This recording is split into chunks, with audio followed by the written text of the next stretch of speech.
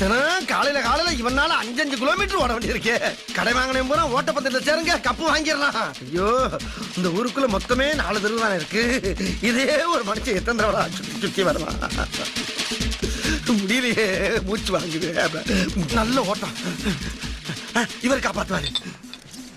பிடா தம்பி, அந்த கந்து வீட்டுக்காரன் என்ன விரட்டிட்டே வர்றான். நான் எங்க இருக்கட்டா சொல்லிடாத.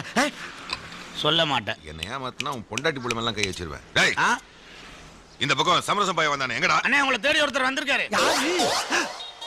அட பீத்தர பையலே, இவனுக்காக தானடா ஒளிஞ்சான். எங்கெல்லாம் நான் துரத்துறது? ஒரு நிமிஷம். டேய், ஏன்டாப்பா காட்டி கொடுத்த? ஓ, நீங்க சொன்னது இவர்தானா?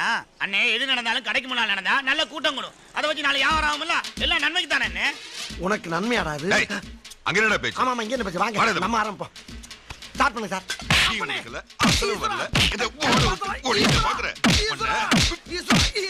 அப்பா போதுப்பா.